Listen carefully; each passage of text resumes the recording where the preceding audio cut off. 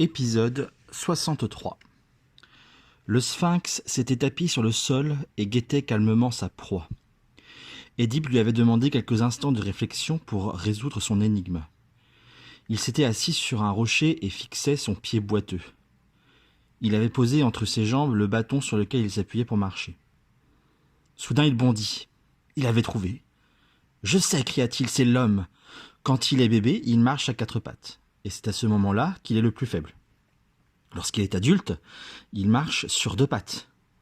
Et lorsqu'il vieillit, il marche avec l'aide d'un bâton, sur trois pattes donc. » Le sphinx eut un geste de dépit et poussa un cri rauque. Caché derrière son rocher, Thésée admirait l'intelligence de son ami. « C'est son pied boiteux qui l'a aidé à trouver, » devina-t-il. Le sphinx enrageait. Édipe s'était levé et le regardait, toujours bien en face, et il lui dit « Tiens ta parole maintenant, écarte-toi de notre chemin. » Mais le sphinx se révéla très mauvais joueur. « Attends, j'ai une autre devinette pour toi. Celle-ci était trop facile. » Édipe soupira et reposa son bâton. « Je t'écoute, » dit-il. « Ils sont frères et sœurs. L'un met au monde l'autre, qui met à son tour au monde le premier. Qui sont-ils » questionna le sphinx d'une voix haletante. Édipe demanda là aussi un temps de réflexion. Il se faisait tard. Il fixait l'horizon tout en réfléchissant. Du haut du mont Fission, la vue s'étendait sur la plaine, et l'on devinait la silhouette des remparts de Thèbes. Ils sont si près et pourtant peut-être ne les atteindrai-je jamais, songea Édipe. Le soleil couchant teintait de rouge les 7 portes de la ville. La nuit naît si vite en cette saison, se dit encore Édipe. Et soudain il bondit. « J'ai trouvé » cria-t-il. « C'est le jour et la nuit. Le jour engendre la nuit, qui elle-même engendre le jour. » Le cri de colère que poussa le sphinx résonna dans toutes les vallées environnantes. Ce maudit Édipe avait trouvé la réponse. La monstrueuse bête étouffait de rage et d'humiliation. C'est alors qu'elle fit une chose totalement imprévisible. Elle s'approcha du précipice qui bordait le chemin, et de dépit, se jeta dans le vide.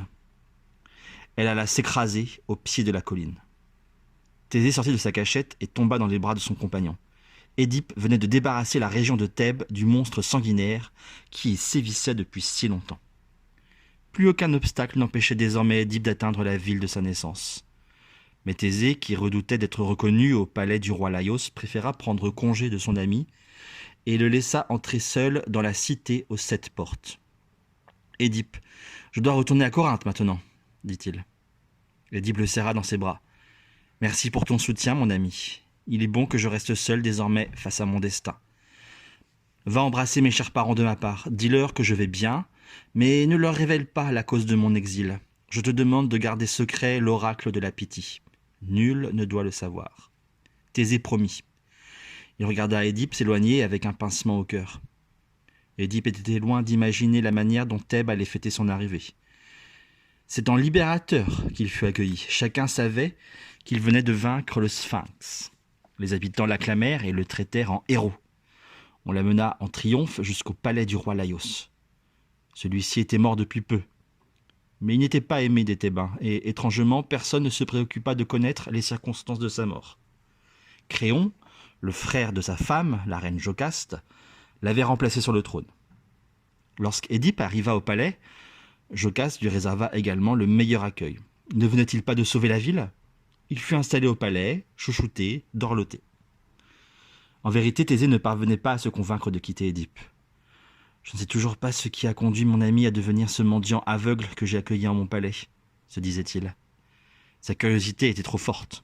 Il brûlait de savoir ce que les années à venir réservaient à Édipe. Il décida de se projeter quelques années plus tard. Thésée se retrouva aussitôt dans un lieu familier, la grotte de Tirésias. Le vieillard n'avait pas changé.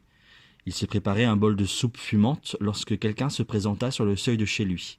Une femme dissimulée sous des voiles entra. Elle baissa la main du vieillard et dit d'un ton oppressé. « Maître, il faut que vous veniez. La petite a besoin de vous.